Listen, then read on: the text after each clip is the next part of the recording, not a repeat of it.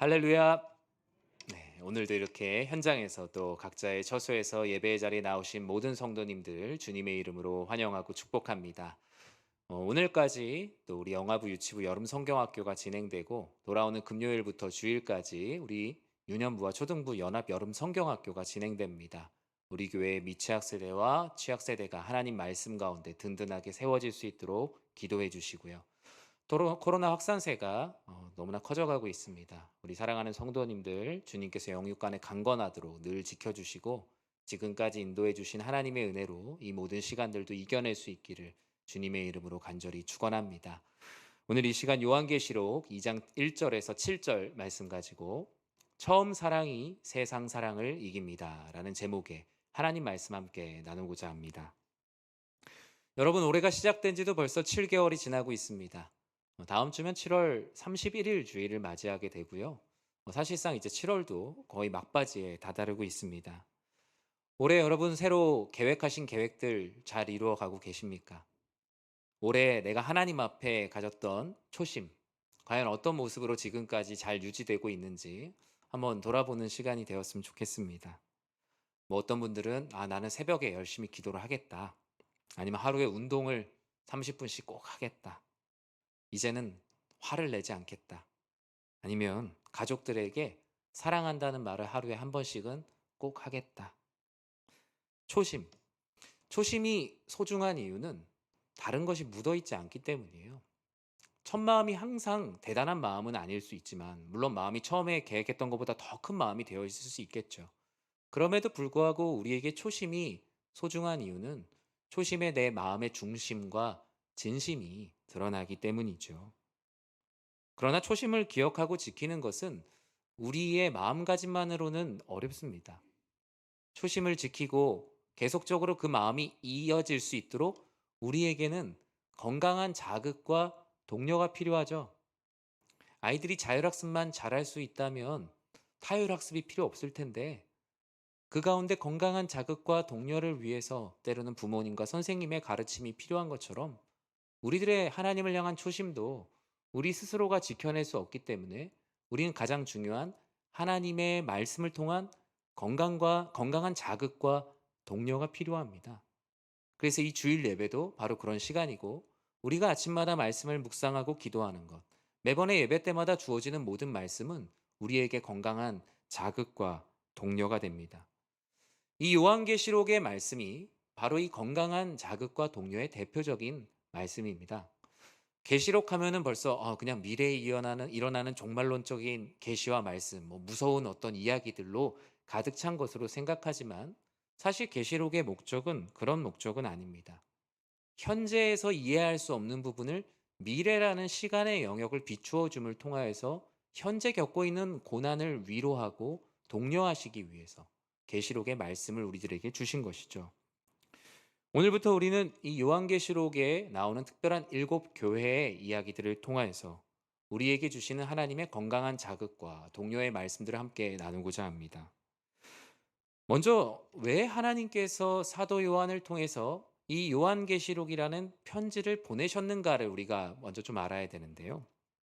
사도 요한은 반모라고 불리우는 섬에 유배되어 있습니다.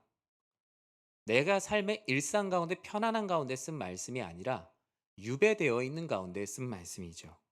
왜 편지를 보냈을까가 요한계시록의 첫 장의 첫 절에 기록되어 있습니다. 우리 같이 한번 읽어보겠습니다. 예수 그리스도의 계시라. 이는 하나님이 그에게 주사 반드시 속히 일어날 일들을 그 종들에게 보이시려고 그의 천사를 그 종 요한에게 보내어 알게 하신 것이라. 아멘.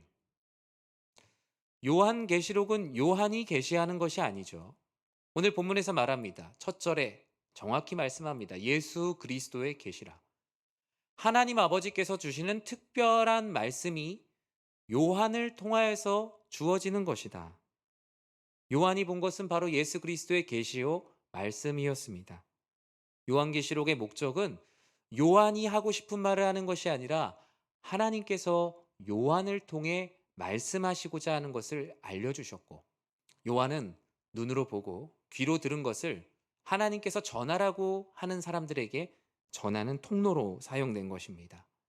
이 계시록의 목적은 고난과 박해로 세상살이에 지쳐 있는 교회와 성도들에게 주시는 건강한 자극과 동력, 반드시 속히 일어날 미래의 일들을 현재 보여줌을 통해서 현재 해석되지 않는 것들을 해석하게 하시는 힘이 바로 요한계시록에 있습니다. 실제로 우리는 그런 걸 많이 경험하고 있죠. 지금은 답을 알 수 없지만 미래를 보여주면 지금을 감당할 수 있는 일이 있죠. 내가 지금 너무 힘든데 이것만 참으면 이 산만 넘으면 이제 앞으로 더 이상 높은 산은 없을 거야 라고 누가 알려주면 지금 높은 산을 넘을 수 있는 동기가 부여됩니다. 아이들도 시험을 열심히 공부하고 있다, 시험 공부를 하고 있는데 이 시험만 끝나면 더 이상 시험이 없다라고 얘기하면 그 시험을 이겨낼 수 있는 힘을 발휘하게 되죠. 사람은 현재 가운데 감당할 수 없는 일들을 미래를 보여줌을 통해서 현재를 감당할 수 있는 힘을 얻게 됩니다. 그것이 바로 성경에서 말하는 믿음이요, 소망이죠. 요한이 본 것, 이 건강한 자극과 동료, 요한은 편지라는 수단을 통해서 정합니다. 오늘날의 편지와는 다르겠죠. 고대 사회에서 편지는 오늘날 우리가 보내는 전화, 문자, 이메일, 신문 광고, 미디어의 모든 광고와 같은 것입니다. 왜냐하면 자신이 개인의 의중을 누군가 개인에게 전하거나 개인이 단체와 소통할 수 있는 유일한 수단이 바로 편지라는 미디어였기 때문이죠. 그리고 이 편지는 단순한 개인의 감정만 교류할 뿐만이 아니라 공식적인 문건을 정하는 아주 중요한 매체가 되었습니다. 그래서 요한은 이 편지를 통해서 그리스도의 계시를 모든 이들에게 알려야 될 필요를 느꼈고 편지를 쓰게 되었어요. 그렇다면 왜 일곱 교회에 보내게 되었을까? 요한계시록 2장에서 3장까지 이어지는 말씀은 특별히 하나님께서 정하신 일곱 교회들마다 주시는 메시지들이 기록되어 있습니다. 왜 하필이면 이 일곱 교회일까? 이 일곱 교회는 초대교회 교인들이 겪고 있었던 어려움들을 대표하는 대표성을 가진 교회들이었어요. 초대교회 교인들이 예수 그리스도를 믿는 삶이 얼마나 힘들었겠습니까? 그 가운데 일어나는 일들을 겪고 있는 대표적인 교회들이 바로 오늘 본문에 나오는 일곱 개의 교회입니다. 또한 사도 요한이 편지를 보냈을 때 이 편지를 그냥 고지서나 스팸 메일로 받아보지 않고 요한의 권위가 이미 세워져 있고 알려져 있는 교회들이에요. 요한으로부터 편지가 왔으니까 이 말씀을 하나님의 말씀으로 받고 받아들일 수 있는 요한의 권위가 이미 다져져 있는 교회들이 바로 일곱 교회였어요. 특히 이 일곱 교회는 아시아 지역을 묶고 있는 순환도로 상에 위치하고 있습니다. 이 지도 자체가 이제 터키의 서부죠.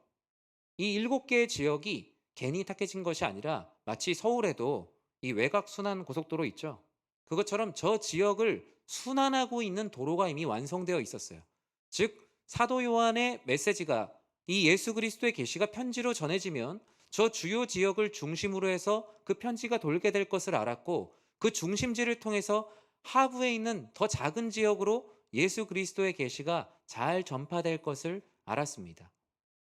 예수님께서는 이 일곱 개의 지역을 중심으로 그리스도의 계시가 온 땅 가운데 퍼져서 여전히 그리스도인으로 살아가기 힘들어하고 있는 이들에게 이 건강한 자극과 동료가 있는 말씀이 전해지기를 원했던 것이죠. 이 에베소 교회, 오늘 본문에 나오는 에베소 교회도 마찬가지였습니다. 에베소 교회는 좋은 항구를 가지고 있었고 상업의 중심지였어요. 에베소 교회 편지가 도착한다면 바로 옆에 있는 마그네시아에 있는 교회나 히에라폴리스에 있는 교회들에게도 이 예수님의 계시의 말씀이 전해질 것을 사도 요한은 잘 알고 있었습니다. 이렇게 에베소 교회는 복음을 받아들이기에도 좋은 곳이기도 했지만 반대로 이방 종교, 로마 제국의 핍박과 간섭, 황제 숭배의 강요도 함께 전해질 수밖에 없는 양날의 검과 같은 지역이었어요. 복음을 듣기도 좋은 지역이었지만 복음이 아닌 것을 듣기도 좋은 곳. 지금 우리가 살고 있는 이 서울이라는 곳이 그런 것 같습니다. 대도시에서 신앙생활을 지켜나가는 것.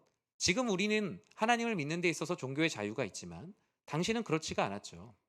오히려 시골에서 조용히 예수님을 믿는 것은 어렵지 않았지만 많은 상업의 중심지요 많은 이들이 오가는 곳에서 그리스도인임을 드러내는 삶은 너무나 어려웠어요. 많은 핍박들이 있었고 그 핍박에 반기를 든 사람들이 유배되는 곳이 바로 사도 요한이 있었던 반모섬이었어요. 그런데 이 반모섬은 아무나 갈 수 있는 곳은 아닙니다. 당시에 예수님 믿는 사람들 그냥 다 처형하면 됐죠. 감옥에 가두면 됐죠. 반모섬으로 가는 사람들은 어떤 사람들이냐면요. 함부로 처형할 수 없는 사람들입니다. 그 사람이 가지고 있는 종교적 영향력, 존경받는 것이 있기 때문에 이 사람을 처형하게 되면 많은 소요가 일어날 것이 예상되는 거물급의 사람들이 반모섬으로 몰리기 시작했죠.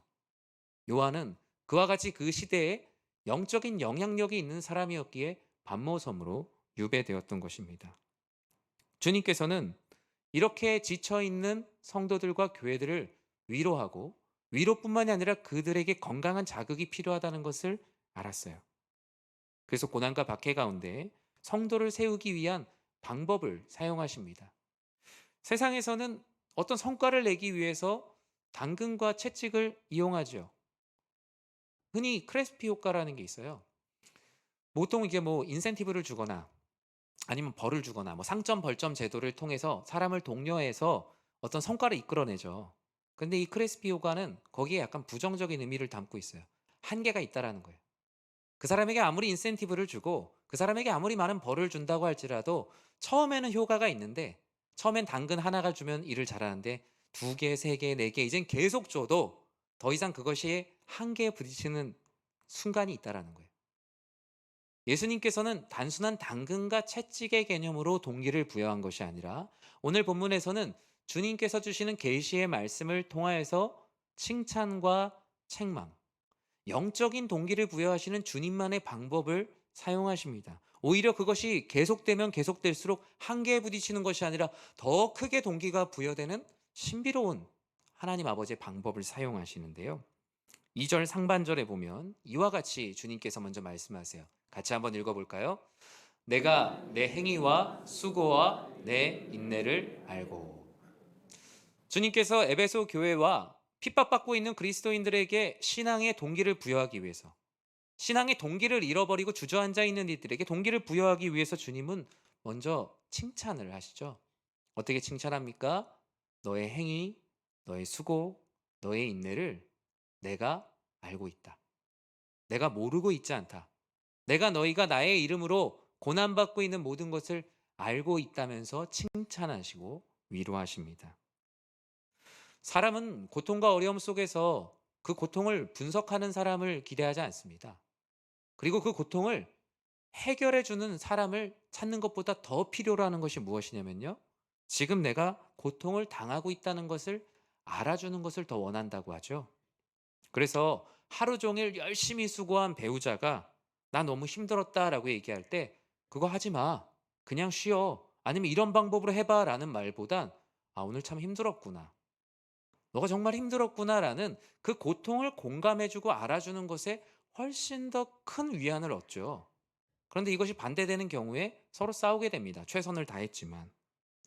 바울로부터 본격적으로 시작된 에베소 교회. 열심히 달려왔어요. 요한계시록은 한 92년에서 95년에 쓰여진 말씀이에요. 서기. 에베소서, 에베소 교회에 보낸 바울의 편지는 60년대 초반에 보내진 편지입니다.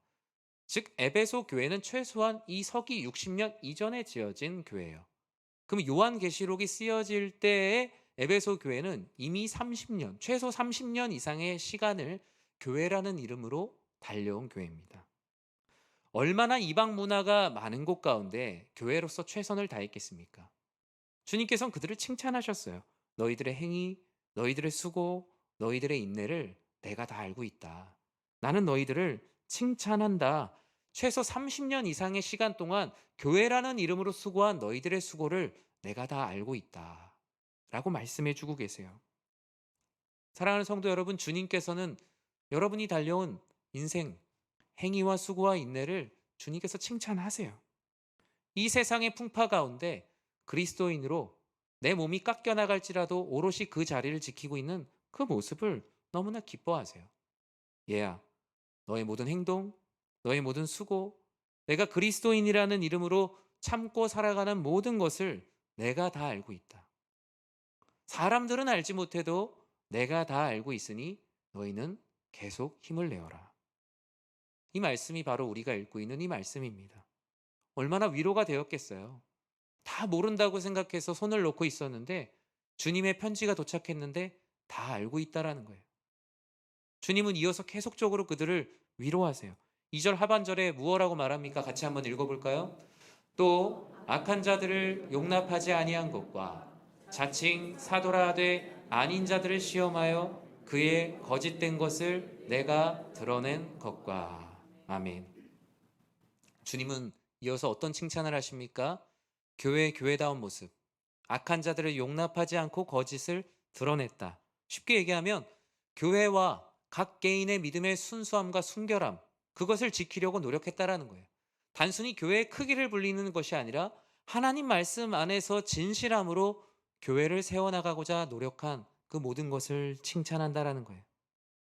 교회가 커지려고 했다면 당시에 이단의 가르침들과 진리가 아닌 문제로 교회에 들어오는 이들을 그냥 받아들이면 됩니다. 아, 우리 교회가 500명이구나. 내년에 700명이구나. 1000명이구나. 조금 하나님 앞에 온전한 뜻이 아니어도 그냥 받아들이는 거예요. 교회는 커졌을지 모르겠지만 그것은 성장이 아니라 비대함이 되었을 수 있습니다. 얼마나 많은 이단의 가르침, 세상의 풍조가 교회 공동체 안으로 밀고 들어왔습니까? 모든 서신서들마다 다 기록하고 있어요. 얼마나 이것이 큰 일이었겠어요. 한 가지 예를 들어서 주님은 직접 말씀하셨죠. 6절에 보면 니골라 당의 행위를 미워한 것. 너희는 너희의 믿음의 순수함을 지키려고 하는 공동체로서 최선을 다했구나 라면서 칭찬해 주셨어요. 니골라 당이 어떤 사람입니까? 교회 안에서 생긴 이단이죠. 복음의 시대가 되었으니 율법은 더 이상 필요가 없다. 육체는 악이고 영은 선하다라는 일종의 영지주의적 개념을 가지고 있었어요.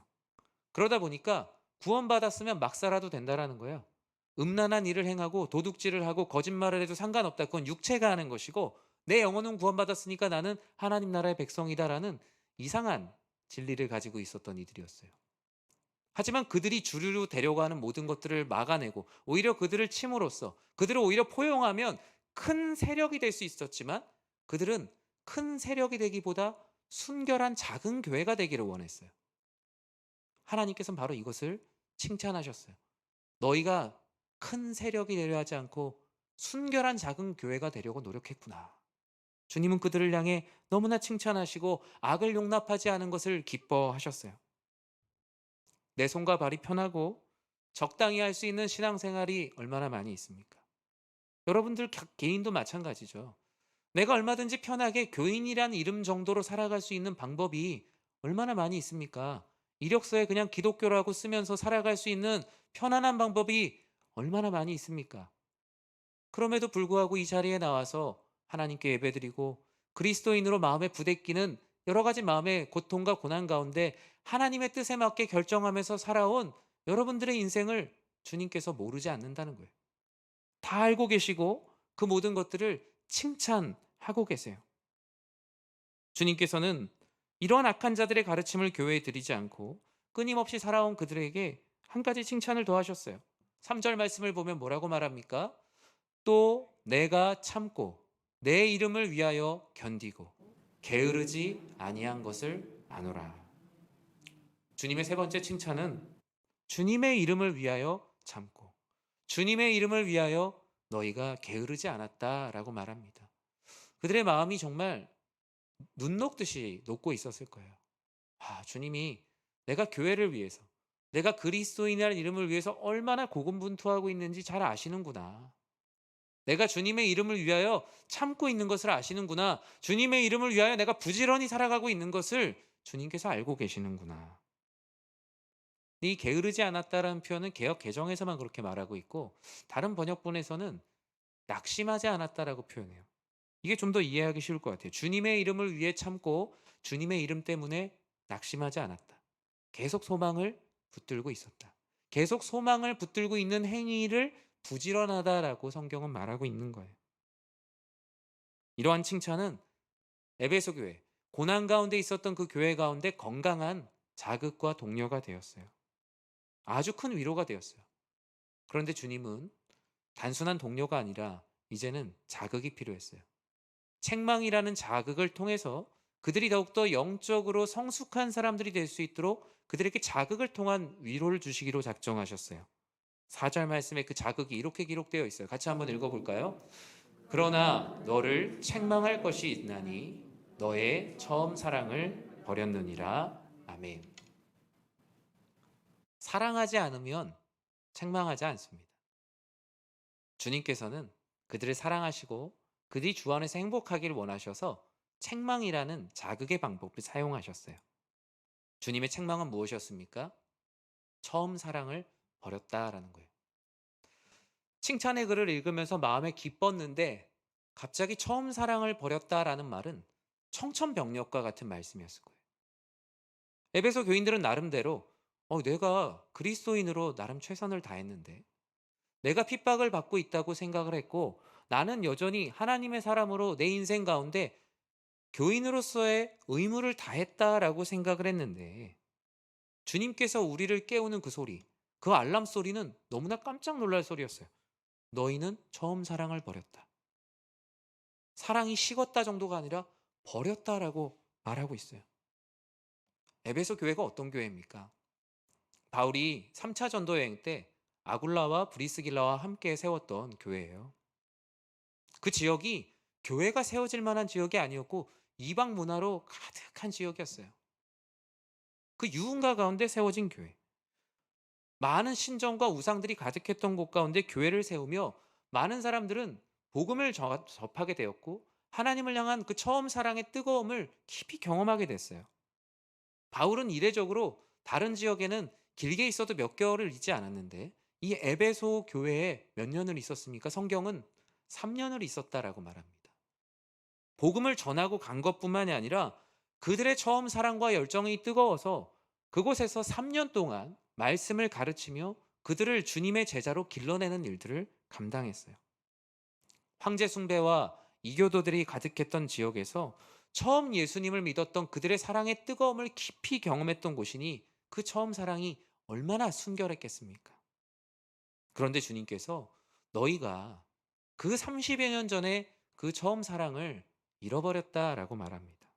처음 사랑이 지금 보니 없다라고 책망을 하세요. 이단에 대한 대처도 잘하고 교회의 교인으로서 교회라는 이름에 맞게 그 의무는 다하고 있을지 모르겠지만 너희가 교인으로서 보여지는 의무적 행동은 다하고 있을지 모르겠지만 내가 너희들의 마음의 진심을 보니까 너희들의 마음의 처음 사랑은 없는데 이것이 어떻게 된 거냐. 여전히 봉사도 하고 있고 예배도 드리고 있고 내가 하고 있는 외부적 행위는 크게 변하지 않았는데 예수님께서는 그 마음의 폐부를 깊이 찌르면서 너희는 너희 마음의 처음 사랑을 잃어버렸는데 이것이 어찌 된 것이냐라고 물어보세요. 마음에 아주 뒤로 감춰뒀던 것을 들킨 것 같았어요. 예수님께서는 그런데 그냥 책망하는 것으로 그치는 것이 아니었어요. 그들을 책망해서 그들을 죽이려는 것이 아니라 그들을 살리기 위해서 그들을 책망하는 거잖아요. 예수님께서 말씀하신 책망에는 반드시 대책이 있어요. 제일 안 좋은 책망과 비난이 뭐죠? 대책이 없는 비난입니다. 비난을 위한 비난이죠. 대책이 없다면 최소한 비난을 하면서 나는 대책은 없지만 기도라도 해야 되는데 기도가 없는 비난, 대책이 없는 비난만큼 조직을 무너뜨리는 것은 없습니다. 그런데 예수님께서는 대책이 있는 책망을 하셨어요. 어떻게 해야 이 에베소 교회가 처음 사랑을 찾을 수 있을까? 오늘 본문 5절 상반절에서는 다음과 같이 말합니다. 같이 한번 읽어볼까요? 그러므로 어디서 떨어진 것을 생각하고 회개하여 처음 행위를 가지라. 아멘. 처음 사랑을 회복해야 되는데 이 처음 사랑을 회복하기 위해서 뭐라고 얘기합니까? 어디서 떨어졌는지를 생각하고 회개하라. 회개를 하되 너희는 회개를 잘하니까 회개를 하되 어디서부터 떨어졌는지를 생각하고 회개하라라는 거예요. 회개의 선행 조건을 말씀하세요. 어디서 떨어졌는지, 어디서부터 잘못됐는지를 찾아보고 회개하라라는 거예요. 사람들이 하는 회개는 크게 두 가지 유형이 있어요. 첫 번째는 후회조의 회개예요. 잘못했어요. 근데 죄 자체를 가지고 하나님 앞에 회개하는 게 아니라 죄의 결과가 두려운 거예요. 아이들이 무언가를 잘못했을 때 그 잘못 자체가 내가 그 잘못이어서 회개하는 게 아니라 잘못해서 엄마한테 혼날 게 걱정이 되니까 그 혼날 것 때문에 회개를 하는 거죠. 진정한 회개는 아니죠. 진정한 회개는 무엇입니까? 죄 자체를 슬퍼하는 거죠. '내가 죄를 지었다니. 내가 하나님 앞에 이 죄를 지었다니.'라고 하면서 죄 자체를 슬퍼하고 죄인된 자신의 비참함을 깨닫는 것이 바로 성경에서 말하는 회개입니다. 그런데 그렇게 하기 위해서 뭐라고 얘기해요? 어디서 떨어졌는지를 생각하고 회개하는 것이 진정한 회개라고 말합니다. 처음 사랑을 회복하는 것은 기계적인 회개나 중언부언하는 회개나 후회조의 회개가 아니라 어디서부터 떨어졌는지를 생각하고 찾아보는 회개입니다. 예전에 어떤 성도님이 그 교회에서 소풍을 갔다가 가방을 잃어버리셨어요. 근데 가방을 잃어버리셨는데 이 가방 언제 잃어버렸는지 못 찾는 거예요. 어디서부터 잃어버렸는지 모르는 거죠. 그런데 그날 소풍 전체를 사진을 쭉 찍던 분이 있었어요. 사진을 다 찾아봤어요. 그런데 1 시까지는 가방을 메고 있었는데 1시 5 분부터는 가방을 메고 있지 않은 거예요. 그 사진을 보면서 사진이 찍혀 있는 장소를 가 보니까 가방이 놓여져 있었다는 거예요. 이 사람이 가방을 찾을 수 있었던 이유는 가방이 언제부터 없어졌는지를 추적하여서 찾았기 때문에 가방이 어디 떨어져 있는지를 알 수 있었던 것이죠. 가방을 잃어버렸다고 해서 잃어버린 집에서 백날 기도해 봐야 가방이 돌아오지를 않는 거예요. 우리의 신앙, 우리가 진정으로 처음 사랑을 회복하기 위해선 우리의 처음 사랑이 어디서부터 떨어졌는지를 찾아보는 것. 그것이 바로 진정한 회개예요. 내가 언제부터 예배드리는 게 귀찮아졌지? 내가 언제부터 기도하는 것에 게을러졌지? 내가 언제부터 교회에 대한 기대를 하지 않게 되었지? 내가 언제부터 예수님에 대한 사랑이 내 안에 있다는 것이 느껴지지 않았지? 내가 언제부터 찬양하는 것이 기쁘지 않았지? 내가 언제부터 교회 오는 발걸음이 무거워졌지? 내가 언제부터 하나님 말씀을 읽지 않기 시작했지? 여러분의 인생에 찍혀 있는 사진들을 추적해 봐야 돼요. 내가 언제부터 잃어버렸는지. 그 잃어버린 것을 찾는 것. 그 잃어버린 것을 그 장소로 찾아가는 것이 회개의 첫 시작이에요. 우리의 삶은 평행선과 같아요. 단 1도만 하나님께로 기울어져 있으면 당장은 모르겠지만 결국 하나님의 진심과 만나게 되어 있어요. 그러나 단 1도만 하나님의 처음 사랑으로부터 벗어나 있으면 언제부턴가 하나님의 함께 하심을 느끼지 못하게 됩니다. 우리의 제자의 길이 그렇습니다. 주님께 단 1도만 기울어져 있으면 우린 주님과 만나게 돼요. 만약에 내가 잘못된 그 1도가 잘못 기울어진 곳을 찾지 못하면 우리는 멀어질 수밖에 없고 그것을 찾게 되면 우리는 주님과 다시 가까워지는 삶을 살 수 있어요. 어디서부터 떨어졌는지, 어디서부터 빗나갔는지, 어디서부터 잘못됐는지. 이 모든 것을 말씀과 기도하는 가운데 묵상하며 잃어버린 처음 사랑을 찾아가는 모두가 되길 진심으로 축원합니다. 처음 사랑의 회복을 위해서는 이와 같이 어디서부터 떨어졌는지를 찾고 회개하는 것으로 그치지 않고 처음 행위를 가지라라고 말합니다. 즉 쉽게 얘기하면 내가 그 나무 밑에다 가방을 두고 왔구나. 그렇구나라고 끝나는 건 처음 사랑을 회복할 수 있는 길은 아닙니다. 어디서부터 떨어졌는지를 알면 찾으러 가야죠. 가서 다시 처음부터 했던 일들을 해 와야죠. 이제 우리는 어디서부터 잃어버렸는지를 알았다면 다시 처음부터 첫 발걸음을 떼야 됩니다. 쉽게 말하면 처음 사랑을 다시 시작하라. 주님을 사랑했던 그 뜨거운 마음으로 다시 돌아가라. 하나님께서는 언제든지 다시 시작해 보라고 하세요. 다시 시작하는 그 두려움과 걱정을 하지 말고 다시 시작해 봐라. 너의 영적인 미천과 시작할 수 있는 힘은 내가 줄 것이니 너희는 그저 처음 사랑으로 다시 시작해 봐라. 라고 말씀하세요. 세상은 다시 시작하기가 어려워요. 미천이 없으면 시작하기 어렵거든요. 개인 회생 절차나 많은 것이 있다고 할지라도 다시 시작할 수 있는 용기만으로 시작하기가 어렵습니다. 그러나 하나님 안에서 우리의 처음 사랑을 다시 시작하는 건 우리가 잃어버린 것을 복귀하고 여호와 하나님께 다시 시작하게 해달라고 기도할 때 주님께서 그 모든 미천을 마련해 주세요. 내가 5년, 10년 동안 하나님을 향한 뜨거운 마음을 잃어버렸더라도 다시 주님 아버지 저 다시 시작하고 싶습니다. 라고 말씀하면 주님께서 그 죄의 크기와 상관없이 회생 절차를 시작하세요. 다시 살아날 수 있도록. 다시 뜨거운 마음으로 교회를 향해 하나님 나라를 위해 우리 가정을 예배로 세우기 위해 다시 시작하게 하세요. 그게 바로 처음 사랑을 회복하게 하시는 주님의 은혜예요. 여러분, 예배를 다시 시작하면 됩니다. 기도를 다시 시작하면 되고요. 사랑을 다시 시작하면 됩니다. 교회 부흥도 다시 시작하면 되고 가정의 예배도 다시 시작하면 됩니다. 그것은 다시 시작할 수 없는 일이 아니라 그 마음을 품고 기도하면 그 모든 환경들을 주님께서 정리해 주시고 시작할 수 있는 힘을 주실 거예요. 여러분들 모두가 처음 사랑이 어디서부터 잃어버렸는지를 확인하고 그곳에서 다시 주님을 향한 처음 사랑으로 하루를 시작하는 모두가 되길 진심으로 축원합니다. 말씀을 맺습니다. 처음 사랑을 회복하는 건 선택의 문제가 아니라 계시록 1장 1절에 나오는 것처럼 예수 그리스도의 계시요 명령입니다. 우리가 하고 싶다고 하는 것, 하기 싫다고 하지 않는 것이 아니에요. 우리의 인생은 사람을 사랑하는 것만 부족한 것이 아니라 주님을 사랑하기에도 그 처음 사랑을 더욱더 크게 해나가기에도 짧은 인생이기 때문이에요. 지금 여러분들의 처음 사랑은 어디에 있습니까? 잃어버린 채로 어디 나무에 걸려있진 않습니까? 아니면 잃어버렸는데도 아무도 찾아가지 않는 유실물 센터 가운데 여러분의 처음 사랑이 그냥 놓여져 있습니까? 아니면 내 안에 처음 사랑이 있다고 하나 너무나 식어버려서 그 사랑이 내 안에서 힘이 되고 있진 않습니까? 우리는 끊임없이 세상 사랑을 이기는 싸움 가운데 놓여 있어요. 그런데 세상을 사랑하지 않는 방법은 세상 안 사랑으로 가능한 것이 아니라 처음 사랑을 회복할 때 가능합니다.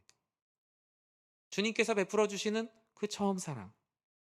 처음 사랑을 회복하지 않으면 주님께서 뭐라고 말씀하세요? 오늘 본문에 아주 무섭게 말씀하고 있죠. 너의 촛대를 내가 옮겨버리겠다. 너의 자리 가운데 놓여있는 촛대를 내가 옮겨버리겠다라고 예수님께서 말씀하셨어요. 여러 가지 이 말씀의 의미가 있지만 저는 이 의미를 좀 강조하고 싶어요. 촛대를 옮겨버린다는 의미. 더 이상 너의 삶에 등불을 비추지 않겠다는 거예요. 지금은 너가 밝아서 잘 모르는데 사실 그 촛대가 없으면 너의 발에 등이 되었고 너의 길에 빛이 되었던 그 말씀이 빛이 사라지면 얼마나 어두운지 너희가 알게 될 건데 괜찮겠냐. 너희 처음 사랑을 회복하지 않으면 내가 너희의 삶을 비추고 있는 등불을 치워버리겠다라는 거예요. 더 이상 걷지 못하도록 어둠 가운데 살아갈 수가 없는 거죠. 그러나 주님의 궁극적인 목적은 어둠 가운데 우리를 죽게 하시는 것이 아니라 살리기 위한 거예요. 우리가 패배하기를 원하지 않으시고 승리하기를 원하시죠. 그래서 7절 말씀에 뭐라고 말합니까? 우리 같이 한번 읽어볼까요? 귀 있는 자는 성령이 교회들에게 하시는 말씀을 들을지어다. 이기는 그에게는 내가 하나님의 낙원에 있는 생명나무의 열매를 주어 먹게 하리라. 아멘. 여러분 모두가 성령이 교회들에게 그리고 지금 나에게 하시는 말씀을 들을 수 있는 귀 있는 자가 되어야 합니다.